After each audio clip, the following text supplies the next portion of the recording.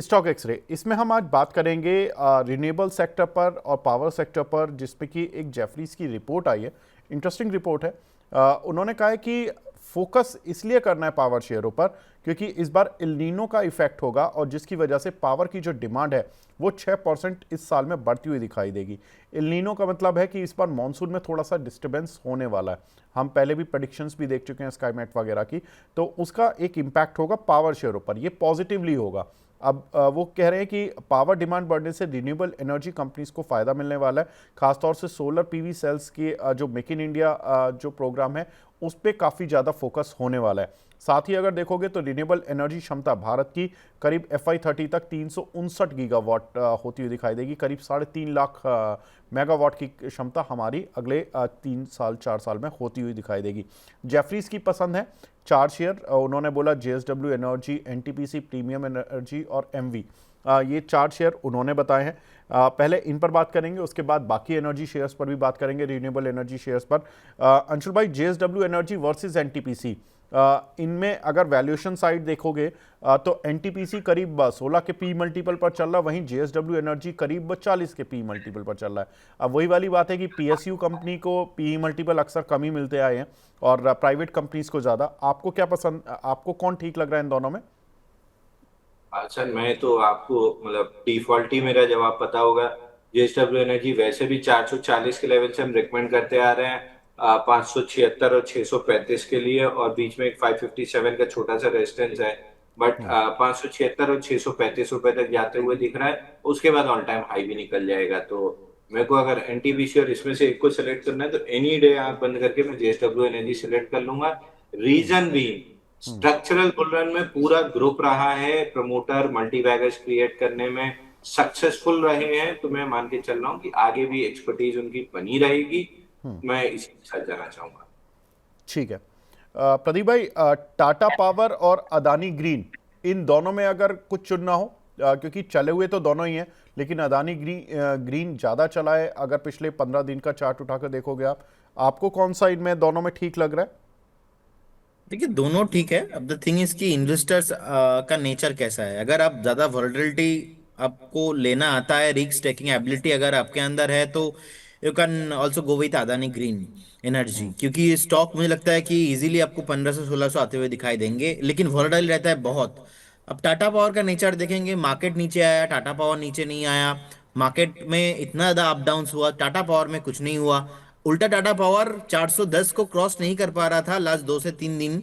अब लास्ट 4 से 5 बार, और लास्ट 1 2 दिन हो रहा है 410 के ऊपर सस्टेन हो रहा है। तो मुझे लगता है कि टाटा पावर में ये मूव नेक्स्ट आपको 480 तक शॉर्ट टाइम में आते हुए दिखाई देंगे।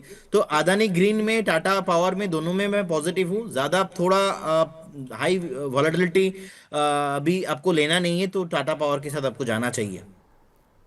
ठीक है। अंशुल भाई, प्रीमियर एनर्जी और MV, ये 2 शेयर हैं जो कि जेफरीज की रडार पर भी है। आपको क्या लग रहा है कि इनमें दाव लगाने की स्थितियां बची हैं नीचे आने पर, नहीं अभी और मोमेंटम है और ज़्यादा तेज़ी से खिंच जाएंगे और लग रहा है कि यहाँ भी नहीं लिया तो फिर पूरी तरह से आपके हाथ में ही नहीं आएंगे? अब सर देखिए, यहाँ पे मैं आपको एक चीज मैं आपको यहाँ पे उसको कैसे बताना चाहिए। अब ये एमवी पावर कंपनी है, मेरे को पता ही नहीं था। मैं रोज एमवी देखता हूँ, ये पावर कंपनी है मेरे को नहीं पता, क्योंकि और पता होने की मेरे को जरूरत भी नहीं है। आईपीओ बेस बन रहा है, इंस्टीट्यूशन वॉल्यूम है, ब्रेकआउट है 240 पे, 300 रुपए जा रहा है, इतना जानना मेरे लिए बहुत है। तो ये एक छोटा सा एग्जाम्पल होता है कि जरूरी नहीं है कि कंपनी क्या कर रही है ये आपको जानकारी हो। अगर आपको आपके चार्ट की जानकारी बहुत अच्छी है तो आप पैसा बना लेंगे। आप एमवी वर्सेस आपका सवाल किस पे था? प्रीमियर एनर्जी पे। तो प्रीमियर एमवी में एनर्जी पे। आईपीओ बेस ब्रेकआउट है, 300 रुपए जाते हुए दिख रहा है। Premier energy, premier energy premier energy में पीछे तो बाइंग क्लाइमेक्स हुआ था, नीचे से बाउंस बैक भी अच्छा है, वॉल्यूम भी ठीक ठाक है, ऊपर खींच के 1080 तक तो आराम से जा सकता है। पूरा जो 1116, जहां से प्रिसाइज लेवल है 1119 जहां से फॉल स्टार्ट हुई थी, क्योंकि 50 और 75% रिट्रेसमेंट और ऑर्डर ब्लॉक तीनों निकाल दिया है। तो लास्ट लाइन ऑफ रेजिस्टेंस बचता है स्विंग हाई जो 1119 रुपए 10 पैसे पे है, 27 अक्टूबर 2025 का वीकली स्विंग हाई। यहाँ तक जाते हुए स्टॉक दिख रहा है, चला जाएगा। रिलेटिव स्ट्रेंथ वाइज एमडी में ज्यादा अच्छी स्ट्रेंथ है और वॉल्यूम है, बट प्रीमियर एनर्जी भी मोमेंटम में खींच ही लेगा।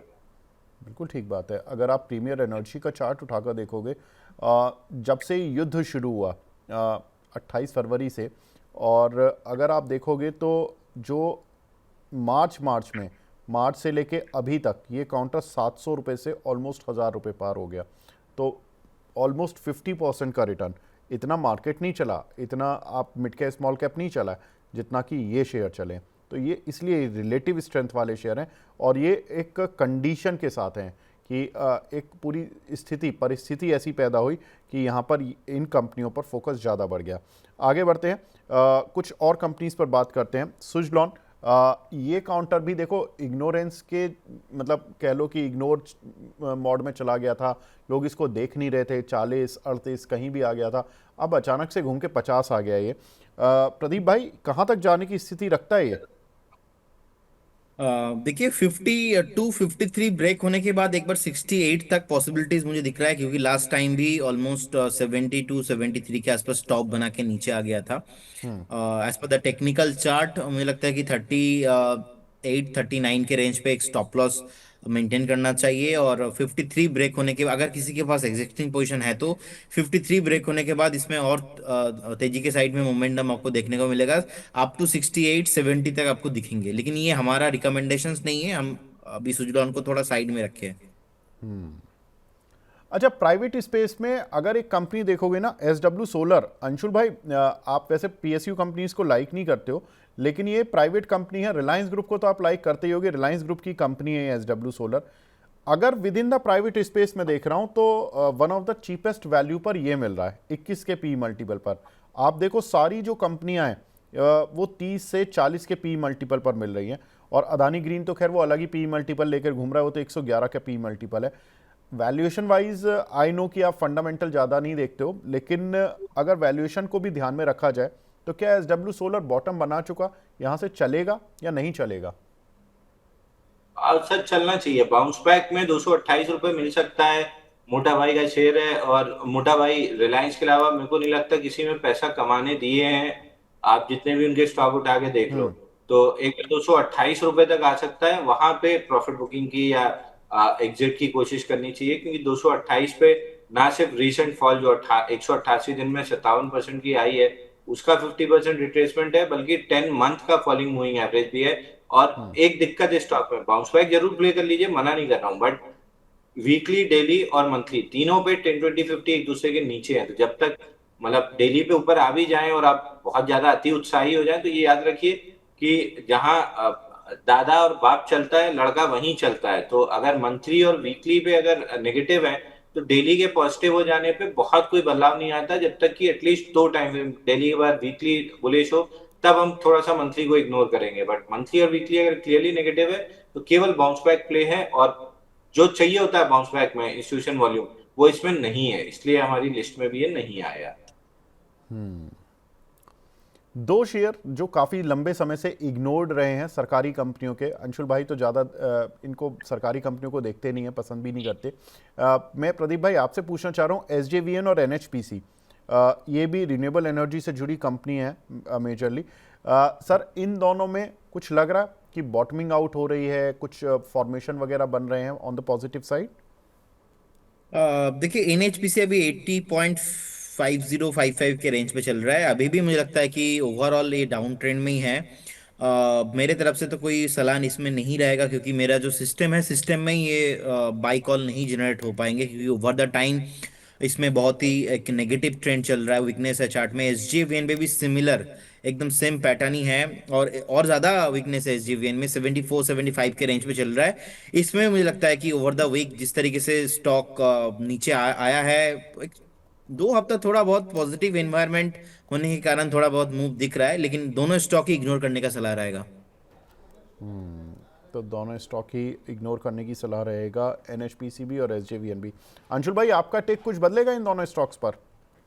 नहीं सर, पुल बैक में माल बेचने की कोशिश कीजिए, बाइंग क्लाइमेक्स वाले काउंटर है, मैं नहीं है वो, मैं बिल्कुल नहीं छेड़ रहा, क्योंकि आप, मैं कॉन्टेक्स्ट आपको दे देता हूँ। रेलवे डिफेंस में बाइंग क्लाइमेक्स हुआ था, सारे स्टॉक 30-30% टूटे थे, फिर अचानक से अनएक्सपेक्टेड नोट पे इंडिया पाकिस्तान का एक 6 डे 7 डे क्लैश हुआ, उसमें वापस से सारे स्टॉक्स ऑल टाइम हाई लगे। तब भी मतलब गालियां तो मैं खा ही रहा था, बट तब भी मैं बता रहा था आपको मौका मिला है भगवान की कृपा से निकलने का, निकल जाइए। जो नहीं निकले आज फिर 30-40% नीचे बैठे हुए हैं। तो सिमिलर चीज इसमें है, एनएचपीसी एसजेवीएन। अब चूंकि मौका मिल गया है ये ऑयल क्राइसिस की वजह से रिन्यूएबल एनर्जी स्पेस को, ये सब मरे पिटे काउंटर हैं। बाउंस बैक में आपको जितना अच्छा, जितना ऊपर का रेट मिल जाए, नीचे स्टॉप लॉस लगा के, ट्रेलिंग स्टॉप लॉस लगा के मोमेंटम प्ले कर लीजिए, बट निकलिए ऑन रैलीज, ये वापस से नीचे आएंगे। ठीक है। तो रैलीज पर इनको इन काउंटर में एसजेवीएन और एनएचपीसी में निकलने की ही सलाह है। एक काउंटर और रह गया, आइनॉक्स विंड। ये बड़ा फेवरेट काउंटर बना हुआ है आजकल। प्रदीप भाई, आपका टेक इस काउंटर पर?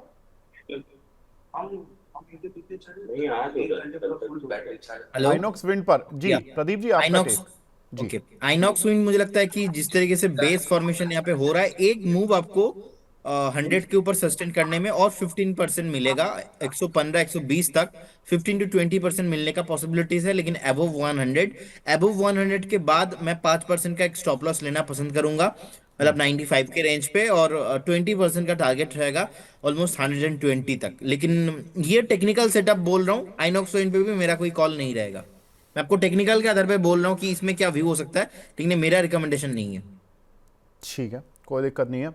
अंशुल भाई, आपका रिकमेंडेशन आइनॉक्स विंड पर? आप उस दिन कह रहे थे कि 93 का एक रेजिस्टेंस है, वो अगर पार करता है तो फिर चलेगा, वरना 90 पे बेच के 93 पे फिर ले लीजिए। अभी ले लें क्या दोबारा? अंशुल भाई अनम्यूट कर लीजिए, अनम्यूट कर लीजिए। अनम्यूट है सर, आवाज हाँ आ रही है? Mic check. जी, अब आ गई, आ गई, आ गई जी। सर देखिए, नीचे से 50 डे मूविंग एवरेज क्रॉस तो किया डेली पे, लेकिन जो अभी हमने डिस्कस किया कि जब तक वीकली और मंथली अगर बड़े टाइम फ्रेम नीचे की तरफ दिखा रहे हैं, तो आपको बहुत कोशिश नहीं करनी चाहिए। तो मैं अवॉइड की लिस्ट में डालूंगा, बट जिस आपका मोमेंटम है 101 105 की जोन तक जा सकता है, मेरे लिए अभी बाइंग पैटर्न नहीं बना है, क्योंकि 10-20 मूविंग एवरेज भी नीचे 84-85 की जोन में 10 रुपए नीचे, यानी ऑलमोस्ट 10% नीचे छूटे हुए हैं। तो अभी के लिए मैं अवॉइड करके चलूंगा। पुल बैक में अगर कहीं भी मूविंग एवरेज खिसता, मूविंग एवरेज कैचअप होने के बाद ही अगर शैलो पुल बैक देता है, तो फिर भले इंटरेस्ट में हो सकता है। तो डेवलपिंग पैटर्न है, अभी अवॉइड करना चाहिए। अच्छा अंशुल भाई, आपसे अगर मैं पूछूं पूरी लिस्ट में, मैं एक बार लिस्ट पढ़ देता हूं। JSW energy, NTPC, Tata power, premier energy, MV, Adani green, Suzlon, SW solar, Inox wind, SJVN, NHPC, ये पूरी लिस्ट है सर। इनमें कोई शेयर है रिन्यूएबल का जो आपको लगता है कि हाँ, पूरी लिस्ट में ये ठीक है, इसको ले सकते हैं, क्योंकि रिन्यूएबल की थीम चल रही है इस समय मार्केट में? तो देखिए, रिन्यूएबल की थीम थोड़ी सी डाल डाउन भी हो जाए तो टाटा पावर अपना इनहेरेंट स्ट्रेंथ रखे हुए है, जेएसडब्ल्यू एनर्जी अपना इनहेरेंट स्ट्रेंथ रखे हुए, तो ये एक एडेड पुश की तरह, कैटलिस्ट की तरह हो सकता है कि जो काम 6 महीने या 1 साल में करना है वो 3 महीने में कंप्लीट कर दे। तो जनरली इतना रेलवे डिफेंस पीएसयू में सेल देने के बाद भी अब तक लोग होल्ड किए बैठे हैं, तो आप ये समझ सकते हैं कि लोग स्टॉप लॉसेस नहीं लगाते हैं। तो I would go with very safe counter. मैं जेएसडब्ल्यू ग्रीन, ये जेएसडब्ल्यू एनर्जी और टाटा पावर के साथ जाना चाहूंगा, क्योंकि ये थीम थोड़ी फिजल आउट भी हो जाए तो इनहेरेंट स्ट्रेंथ, अर्निंग, सारी चीजें ऑल टाइम हाई लगा देंगे स्टॉक्स। ठीक है, बाकी यही सब। एमडी पे आईपीओ बेस्ड ब्रेकआउट है, स्टॉप लॉस के साथ ट्रेड करना है तो कर सकते हैं। ठीक है, यही सवाल प्रदीप भाई मेरा आपसे भी होगा कि आपको इन पूरी लिस्ट में कोई रिन्यूएबल एनर्जी के शेयर पे दाव लगाना हो तो वो कौन सा होगा? देखिए, इस लिस्ट में मैं ज़्यादा कंफर्टेबल हूँ नहीं। मुझे लगता है कि ओनली टाटा पावर, लेकिन थोड़ा शांत लोगों के लिए है, और अदानी पावर थोड़ा एग्रेसिव लोगों के लिए। बाकी अभी इस लिस्ट को थोड़ा और मुझे लगता है कि कहीं ना कहीं मैं फंडामेंटली देखूंगा, टेक्निकली थोड़ा जांच करूंगा, उसके बाद it will take some time. बाकी अभी तो मुझे लगता है कि टाटा पावर के साथ ही जाना पसंद करूंगा। बाकी और कोई भी स्टॉक मैं अभी फ्रेश बाइंग करने के मूड पे नहीं हूँ। चलो, तो प्रदीप भाई तो बाय करने के ज़्यादा मूड में नहीं है टाटा इस पावर थीम में।